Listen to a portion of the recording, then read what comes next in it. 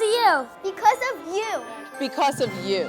Hi, I'm Christine Persichetti. It's been 6 decades of tablet readers making Christmas bright for thousands of children across the Diocese of Brooklyn. So stay tuned. We're celebrating the season of giving by showing how your generosity spans the city, from the smallest donations to the tiniest hands.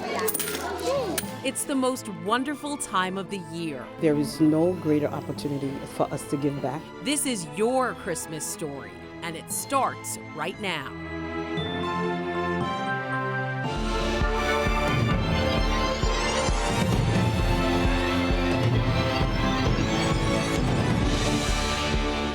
I'm Christine Persichetti. This year, the tablet's Bright Christmas Fund turned 60. For more than half a century, it's not only provided a magical Christmas morning for thousands of children, it's also given hope. Currents News' Jessica Easthope has the story of one man who's been supporting the campaign since the beginning.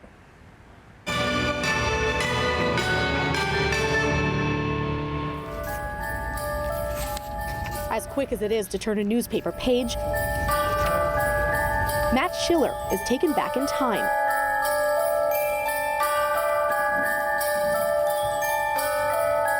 The tablet's business manager from 1973 to 1993 can point to the place where it all started. See the tan building with the clock on it, where the Bright Christmas idea was born in 1963. With the hope that it would change lives. There's a couple of charities that I really believe in, but Bright Christmas is probably the biggest one. I know it's in good hands. At a time when the tablet was first digitizing its operation and mailing list, Bright Christmas had a humble beginning, but its reach was anything but. It was a huge difference for those families. It really resonated with our readers.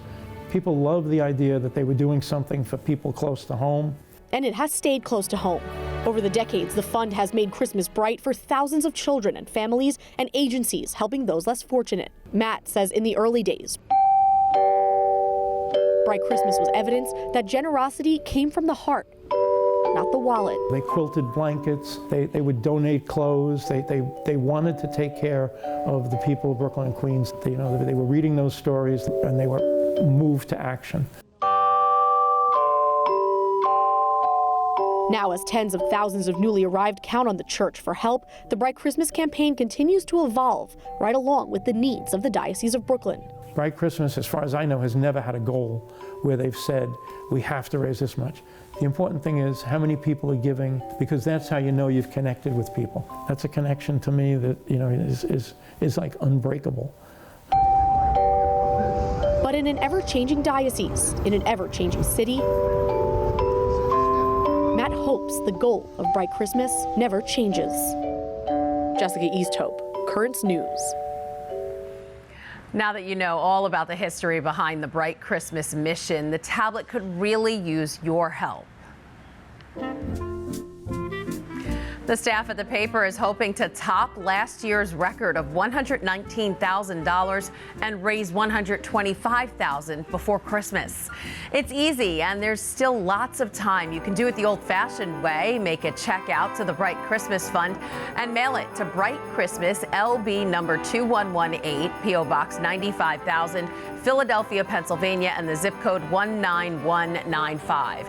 Or you can donate online at thetablet.org. Just search Bright Christmas. Don't worry if you missed it. We'll give out this information again throughout the newscast. It's important to remember that any donation can make a difference, from the biggest bucks to dollars donated from the smallest hands. The Diocese of Brooklyn is on a mission to save Christmas, and some of its youngest members are chipping in. Currents News' Jessica Easthope tells us students from Our Lady of Snows in Floral Park have a Christmas wish, and it's for anyone but themselves. The ornaments on this tree are more than decoration. They represent the spirit of giving at Our Lady of the Snows Catholic Academy. Go. Each one costs $1. It's not a lot, but students give because they know what it's like to receive. It's pretty cool unwrapping that wrapping paper. I want to give that feeling to someone else because I want other people to be happy and not sad on Christmas Day. Our Lady of the Snows has been participating in the tablet's Bright Christmas campaign, helping every kid get a toy for 15 years. Can I get a reindeer and a snowflake? This year, starting on Giving Tuesday, members of the Student Council went from class to class, collecting money and giving out ornaments to decorate and put on the school's Christmas tree. Student Council moderator Liz Flynn says the kids take the lead on the money and the message. We want everyone to feel the love of Jesus at Christmas time. And when we do for others, we do for Jesus. We are a witness to Jesus by helping those in need. The school raises around $1,000 for Bright Christmas each year, but last year they got something in return. Start our Bright Christmas ornament sale. Principal Joseph Ventacinque says the $5,000 they received from Bright Christmas was put to good use. It was a gift that we were able to pass back to the families that lost their jobs during the pandemic. They were given a gift right after Christmas of a tuition discount or scholarship. And the kids raise money with the same excitement they have on Christmas morning. 1, 2, 3, action. They even made a Bright Christmas commercial to encourage their classmates to give. Set up by the tablet to help those in need during the Christmas season. Some students say they don't take the holiday for granted and want to make others feel just as blessed. Us, we can get whatever we want if we just ask or we have good grades. This way people can get what they would like and everything they need for Christmas. Right before Christmas break, the students will take their ornaments and put them on their trees at home to remind them while they're opening gifts, they helped another kid do the same. In Floral Park, Jessica Easthope, Currents News. The holidays through the eyes of a child, there's nothing like it.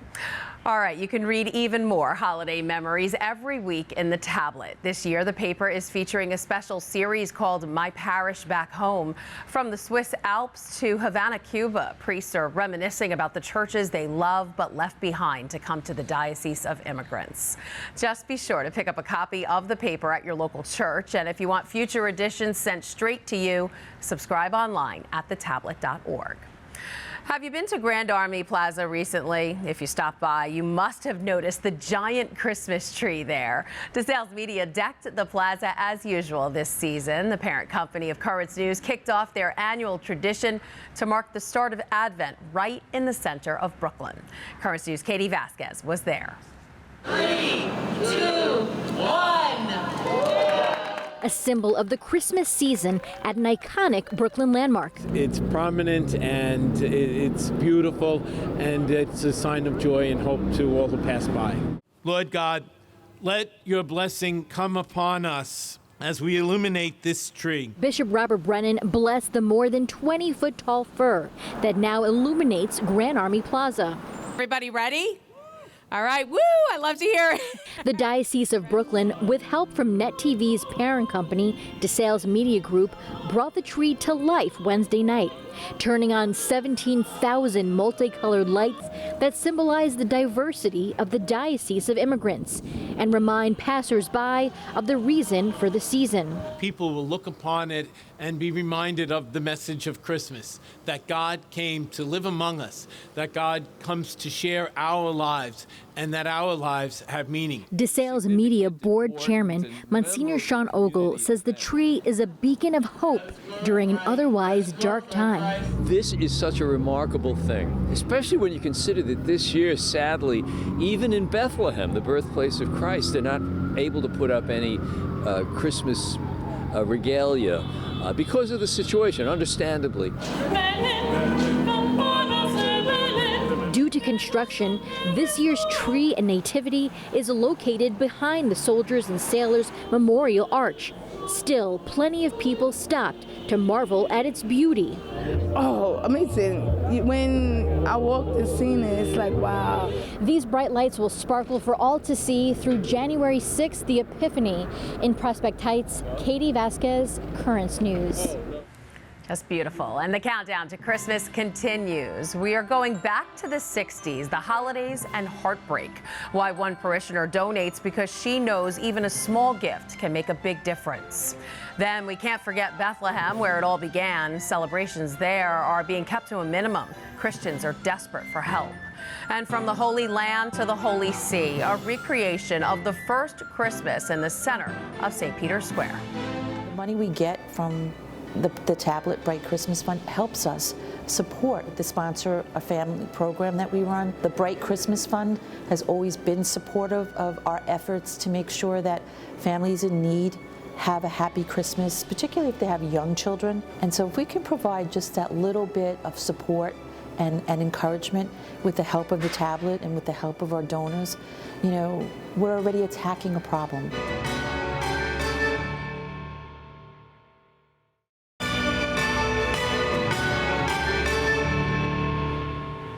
For many in the Diocese of Brooklyn, Bright Christmas is a reputable charity serving people close to home. But sometimes the reason for giving is deeper. One parishioner makes her annual donation hoping it will help recapture the magic of Christmas for someone who finds their childhood is slipping away. Currents News' Jessica Easthope has her story from Ridgewood. Had this taken after we opened our presents. I was all dressed up. They had probably taken me to Mass. Growing up, Laura Arcuri always had happy Christmases, even if the feeling only lasted for a few hours. Baby's first Christmas. It's 1966, 13-year-old Laura's first Christmas without her dad. Her mom is dying of cancer. I remember her trying to make a beautiful Christmas for us. We had a tree. There were presents to open. She was still working. I don't know how she did it. Laura's dad, Nicholas, grew up during the Depression and went on to serve in World War II. He died of an infection he contracted in a swimming pool at the age of 48. So he knew what Christmases could be like when times are very lean. The world lost him too early. I lost him too early. By Christmas 1968, Laura and her brother were orphans. They moved out of their home on Long Island to Bushwick with relatives. The painful memories have stayed with her all these years, but so have the good. Somehow you remember those Christmases and you get some strength and comfort from knowing that you had a beautiful Christmas. Every year, when Laura, who attends daily Mass at St. Matthias Church in Ridgewood, donates to Bright Christmas, deep down she hopes her money goes to someone just like her. The tablet always succeeds. You could see that there's a lot of need. Children that are struggling, children whose childhood might even be cut short. Her own childhood was cut short. But come the Christmas holiday, Laura remembers the gifts and decorations that allowed her to forget her heartbreak. It could be a boy, it could be a girl, it could even be for their pet, to make it a bright Christmas, to make it a Christmas that some family is going to remember for a very long time. Laura knows those are the Christmas memories that last.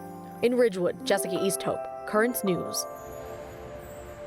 Now that you're learning exactly where your money will go, the tablet could really use your help, and they can use it right now. Remember, the staff at the paper is on a mission. They're hoping to top last year's record of $119,000 and raise $125,000 before December 25th. It's really easy, and there's still time on this countdown to Christmas. You can do it the old-fashioned way. Make a check out to the Bright Christmas Fund and mail it to Bright Christmas, LB number 2118, P.O. Box 95,000, Philadelphia, Pennsylvania, zip code 19195. Or you can donate online at thetablet.org and search Bright Christmas. And don't worry if you missed it. We'll give out this information again before we say goodbye. Christians in the birthplace of our faith are also crying out for help. Since the war in the Holy Land broke out, more than 20,000 lives have been lost, and others are struggling to survive. Currents News' Katie Vasquez joins us now with more. Hi, Katie. Christine, as the war rages, travel to the Holy Land has come to a halt. Pilgrimage groups have left and none are entering the country. Airlines have suspended flights, and that means residents of places like Jerusalem and Bethlehem are bracing for long months of uncertainty. Christian artisans and tourism professionals are saying this too shall pass. But the big question is when, and will they survive? In the meantime, a nonprofit is stepping in to help. They're intricately designed and handcrafted. These holy items were made by 200 Christian families in the birthplace of Jesus, bringing a piece of Bethlehem to the Diocese of Brooklyn. Most of them never been to the Holy Land, so this is as close as they can get. Samer Awad has been selling the items at Brooklyn and Queens churches for more than a decade, but he isn't collecting a profit for himself. He's part of the organization Land of Peace, which sells the art to support organizations and missions in the Middle East. Currently, we are the only source of income for them. Before the conflict in Gaza began, the Middle East was actually enjoying a boom in visitors. According to the UN World Tourism Organization, they posted the biggest gain among global regions, exceeding pre-pandemic levels by 20% during the first 7 months of the year. I was actually in the Holy Land in August. When I was there, they had mentioned that all the hotels were booked. Everything was perfect. But the war has hurt the tourism industry. Around 90% of hotels in the West Bank are empty. There hasn't been a single tourist going to the Holy Land. And that's having a trickle-down effect on the rest of the economy. A cycle that restaurants work, buses work, hotels work, they all in the same tourism sector. So when that stops, basically that life is dead there. Thank you. Thank you. It means each purchase from parishioners at the Shrine Church of St. Jude in Canarsie is a show of support. That is the Holy Land, right? This is where Jesus Christ was born. So we have to support them. There is no greater opportunity, especially at this time of the year, in this moment right now, for us to give back. And Samer hopes the artists behind these items will soon find peace in their homeland. You know, a two-state solution that we can both live peacefully, because without that, I don't think there will be ever a peace deal there. The group plans to return back to the Diocese of Brooklyn come February, so keep an eye out. Yeah, Katie, so how many churches in our diocese have they visited so far? Well, since October 7th, they've actually stopped at 12 churches, and they said that many pastors are really working with them to get the message out and have them speak to masses or, offer their products before and after masses, so it's been a big help. Nice. And how much money do they make on average at these visits? Well, they said that it depends on the church and the community, but it could be anywhere from $3,000 to $4,000, and about 80% of that goes back to the families in Bethlehem, and 20% is used to cover travel and expenses. Wow, and of course they do all have connections back to the Holy Land. What are they hearing from their friends and family back home? Well, they're constantly getting calls, and they said that a lot of them are really appreciative of the help they've been getting. And they also say that, if you can reach more and more parishes, that would help, because they're in such dire need right now, because there's no tourism, no money coming in. Right. All right. Thank you so much, Katie. As always, we'll keep the victims of war in our prayers this Christmas. Still to come on Currents News, from the Holy Land to the Holy See, a look at the Vatican's Christmas tree. But this year, it's not decorated with only ornaments. Can you guess what those are? Then he's not Saint Nick, but for decades he could have been the man behind Bright Christmas, in studio next. The tablet has been a longtime supporter of Boys Hope, Girls Hope of New York. The Bright Christmas campaign last year supported our college readiness residential program, as well as allowed us to get gifts for our scholars. It funds our college access programming, which offers them SAT prep, ACT prep. When you're donating to the tablet, which supports Boys Hope, Girls Hope of New York, you're kind of investing in our scholars. So it's not just, oh, I'm giving, money so that you can go to college, and it's kind of vague. It's like, I'm donating so that that child can be developed over time.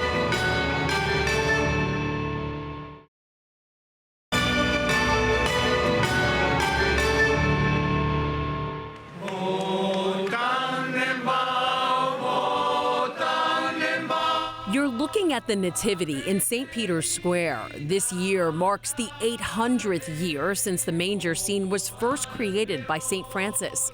And who could forget the Vatican's tree? This time it's from the Italian Alps, and it's decorated not with traditional ornaments, but with white flowers found in the mountains.